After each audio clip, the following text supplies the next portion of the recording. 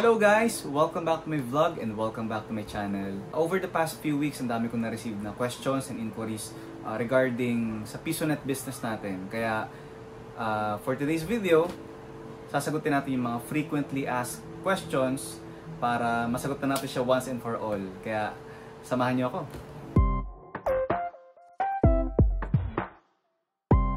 Alright! So first of all, kung bago po kayo sa channel ko, please don't forget to like and subscribe sa ating YouTube channel at huwag nyo na rin pong kalimutan i-click ang notification bell para every time meron tayong bagong upload, lagi po kayong updated.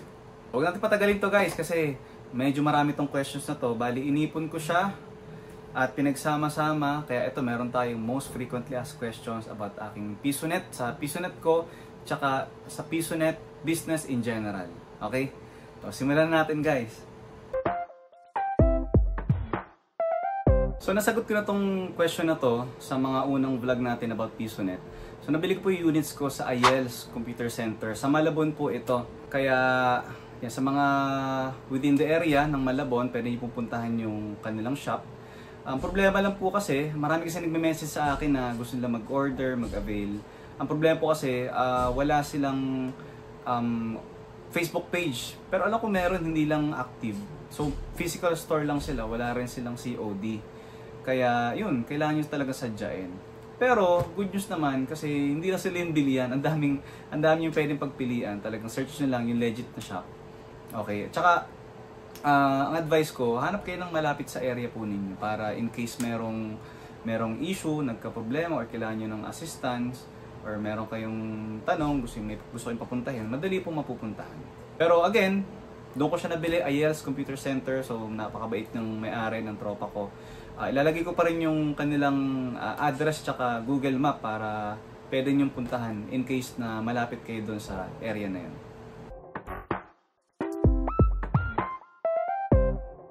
So yung specs naman ng PisoNet ko, ano siya, Athlon 200GE. So yung full list, eto, tingnan nyo lang dito sa gilid. So far, napakaganda ng performance niya. Ang kaya niya guys, yung mga low to mid na games. So yung mga high-end na games, yung mga matataas ang graphics, hindi yan kaya kasi kailangan niya ng GPU or ng video card. Pero pwede naman siyang upgradable naman siya. So yun. So ito yung full list. Okay? So ito, ang dami nagtanong nito simula nung nilabas ko yung video about sa mga naging problema ko sa PisoNet business. Nabili ko yung smart switch sa Shopee lang yun. So ang brand niya, wala siyang brand eh, pero ang seller niya is Plexstone. Yan, Plexstone official store. So baka naman Plexstone.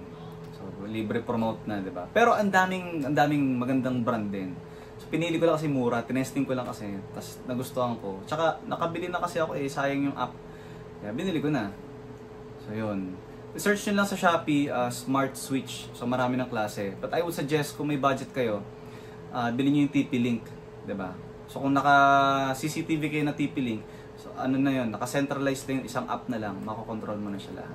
Depende sa budget mo. Basta search mo lang Shopee, Smart Switch. So ang dami mo ng pagpipilian. So para sa mga hindi nakakaalam about dun sa Smart Switch, so pwede panoorin yung video sa taas. Nandun yung vlog ko kung para saan ko siya ginamit yung smart switch. So akala kasi ng iba, pag nagtayo ka ng PisoNet dapat malapit ka lang. So sa case ko, ang layo ko doon sa PisoNet. Andito ako sa Manila ngayon, yung PisoNet nandun sa probinsya. So paano ko nga ba na-manage? Paano ko nga ba siya nababantayan? At paano ko siya na-maintain na profitable at hindi nalulugi? So meron akong CCTV, so nakikita ko yung, syempre, nakikita ko yung galaw ng mga players, kung may players o wala. Tapos may smart switch, so kung wala naglalaro, papatayin ko lang. Tapos bubuhayin nilang ulit nila. Tapos bukod doon, dapat talaga meron kang mapapagkatiwalaan na tao. So whether pinsan mo yan, kaibigan, tapos dapat meron ko yung constant communication, di ba? Uso naman na yung messenger, may video call naman eh, kaya lagi kayong updated sa isa't isa. Tapos kung may problema, yan, tapos sabihin agad sa'yo, tapos gagawa mo agad ng action. So ganun yung ginagawa namin. And then, pag nagko-coins out naman, naka-video rin yan para para walang dayaan, walang lumusot na na pera. So far okay naman yung sistema na ginagawa namin.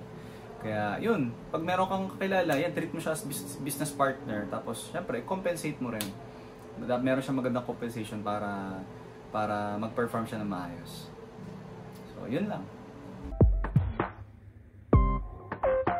Specs ng PisoNet, kung pang gaming at pang gaming lang din, syempre maganda i7 or Ryzen 5 at least, kasi meron na siyang GPU na onboard na maganda. Pero mas maganda dagdagan na rin ng SSD, 16 GB RAM, tapos naka-dedicated pa na graphics. Ayun, tamang-tama na. Sobrang ganda ng performance doon. Kayang-kaya na yung mga AAA games. Yung mga NBA na mga latest, basta mga matataas na games, yung mga high demand pagdating sa graphics. Yan. So mga smooth na yan. So ito magandang tanong to kung dapat ba mag-start ng high-end units agad yung PisoNet. Well, kung may budget ka naman, kung naglaan ka talaga ng budget para sa PisoNet business, then go. Sabi nga nila, diba, isang sakitan na lang or isang bagsakan na lang, at least nandyan na. Babawiin mo na lang. Pero i-consider mo rin para sa market na yun talaga ba ang specs ng PisoNet mo, kasi mamaya baka overkill naman. So, paano ba, tulad sa akin, hindi naman sobrang high-end yung unit ko, mid-range lang, pero ang market ko mga bata. So nilalaro lang nila Roblox, ano ba, Crossfire. So yun kayang-kaya, 'di ba? Kung high-end naman, usually sa mga mga cafe, mga tabi ng school, kasi mga college students gusto nila mga Dota 2, mga alam mo yun, mabibilis, sobrang ganda ng performance. So tingnan mo rin. Kasi ako, kung example kung may budget kang maganda, tapos sa market mo mga bata lang. So para sa akin, instead of buying high-end units, why not mid-range, sabay damihan mo yung units mo, di ba? So mas mabilis yun. Then gradually upgrade. Pag kumita, upgrade. Pag kumita, lagay ko ulit ng bagong unit or bili ka ng pang-upgrade like video card, memory. So ganun. So tingnan mo rin mabuti muna bago ka maglabas. Again, check mo muna yung market mo, tulad sa sinabi ko sa nakaraang video. Check mo muna yung location, yung paglalagyan mo, sino ba yung mga magiging players, para sulit yung ilalabas mong puhunan, 'di ba? Kasi it doesn't mean na sobrang taas ng units mo, ng specs, dudumugin ka na. At hindi rin porke mababa lang yung specs mo, hindi ka na paglalaruan. So, yan. Pag-aralan. Share ko na lang din, bonus na tanong.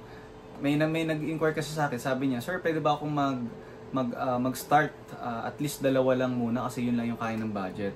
So sabi ko, hindi na ako dalawang isip, sabi ko, go! Simulan mo na, kasi importante na kasimula ka na.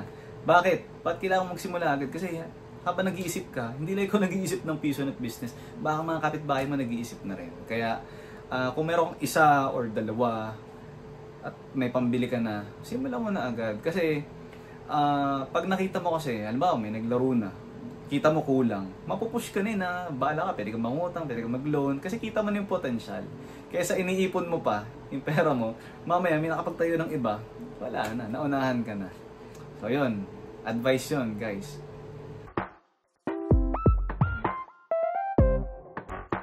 So regarding naman sa permits, yan, legalities naman tayo. Siyempre, kailangan mo ng DTI, barangay permit. Pag required ka ng mayor's permit, kailangan mo rekuhanan, then BIR. Sa akin, to be honest, ang permits ko ay barangay tsaka DTI. So hindi naman mahigpit sa amin, kaya hindi ko na kinuha. Tsaka 6 na units lang naman kasi yun. Pero kung sa commercial ka nagtayo, like tabi ng school, yan, mga super crowded areas, city, yan, kailangan mo talagang lagyan. Pero eventually, kukunan ko rin, huwag kayo mag-alala. Baka sabihin nyo, i-bash nyo, kung wala ka namang permit, sir. So, kukuha tayo niyan eventually pag napalaki natin ang gusto. Pero sa ngayon, yun yung permits na meron tayo. Probinsya naman kasi hindi ganun kahigpit, guys. Kaya no bashing please. Okay. Okay, so sa kuryente naman, tingnan ko lang yung sheet ko, spreadsheet. So nung month ng September, ang kuryente ko ay 1.2. So 1.2. 1.2 lang. Ang per kilowatt sa amin, guys, ay 11 Naglalaro siya sa 11.25 to 11.45.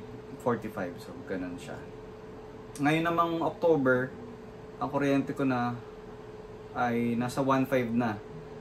Yan, 1.5. So, meron pang isang linggo. Siguro mga... So, ang weekly ko na kuryente, konsumo, weekly, yan, naglalaro siya ng 300 to 400. Kaya baka next week, 400. So, magiging 1.9. Magiging 1.9. Mga 1.9, ganyan. So, ganun siya naglalaro. 1.5 to 2,000. So, tipid. Yun talaga yung nagustuhan ko sa units ko. Ang tipid sa kuryente, guys. Hindi ko alam kung bakit. Meron pala. Kasi, kaya siya tipid kasi wala akong video card. Pero once na nilagyan ko na siya ng video card, yan, tataas na yung consumer niya. Pero, so far, wala pa akong nilalagay. Kaya yun lang yung kuryente natin. Tapos, ba't ko nalalaman yung saktong or yung accurate na bill na konsumo? Kasi nilagyan ko guys ng submeter. Kaya kung sa bahay ka naglagay, ihiwalay mo yung kuryente. Huwag mong isama sa metro nyo para hindi ka malito. So, pagdating naman sa internet connection, lahat naman guys maganda. Basta naka-fiber ka na, Globe, PLDT, Converge. So, sa amin gamit namin Converge. Pero nung nag-start ako, nung nag-search ako sa mga PisoNet group, pag Crossfire daw yung nilalaro, tapos PLDT yung yung connection, mataas daw yung ping. So nataon Converge, ang ganda ng ping ng Crossfire. Kaya yun yung mga naglalaro dun sa akin, tuwan-tuwa sila kasi walang lag. So nabasa ko lang naman yun please comment kung totoo yun. But again, lahat naman po sila maganda at mabilis basta naka-fiber ka. Then Starlink pwede rin 'yun. I-block mo lang yung torrent kasi yan mahigpit talaga sila sa torrent. Yan. Kung gusto mong gamitin, may Starlink ka na. Meron din tayong video paano i-block yung Starlink. So panoorin mo na lang using MikroTik. So sa speed naman, at least 50 Mbps. 50 kung naka 6 units ka pataas yan. 20 nga pwede. Kasi hindi naman yan sagad-sagaran sila gumamit unless kasama yung sa bahay nyo na gumagamit, diba? Yung sa bahay niyo, mga tao sa bahay, plus may PisoNet ka pa yan, kailangan medyo mataas. So para sa akin at least 50. So sa amin, yung connection namin nasa 200 to 300 Mbps. Kaya kahit may gumagamit sa bahay, hindi pa rin naglalag sa PisoNet. So ang gandang tanong nito kasi ang daming gustong mag-start ng PisoNet business pero wala silang knowledge pagdating sa computer. Well, ito naman yung sagot ko guys, so listen carefully. Yung knowledge about computers or pag-repair ng computers, hindi siya required pero advantage pag meron ka. Bakit? Syempre, pag marunong ka mag-ayos or marunong ka sa computer, alam mo kung ano yung dapat mong bilhin. And pagdating sa repairs, kasi syempre darating ang time, magkakaproblema yung PC. So pag may nagka-problema kasi, sino tatawagin pag di ka marunong? So, technician. Ngayon, kada pupunta yung technician, lagi may bayad po yan, hindi po libre. Minimum yan 500. What if every week nagka-problema yung unit mo? Di doon na lang napunta sa technician. Kung may pambayad ka naman, kumikita naman yung PisoNet at may pambayad ka, then part yun ng expense mo, overhead expense. Pero, it doesn't mean na malulugi ka, okay? Kung wala ka naman knowledge at gusto mo mag-start ng PisoNet business, then go for it. Okay? Kung nakita mo na potential, kung nakita mo na wala pang PisoNet sa area nyo, tapos may internet ka na, push mo lang. Kasi bakit? Sabi, pwede ka lang matuto eh. May YouTube. Diba? Ang dami ng resources ngayon, hindi tulad po noon na talagang mga paka, hula-hula. Kailangan mong magbayad para matuto. Pero ngayon po, halos lahat.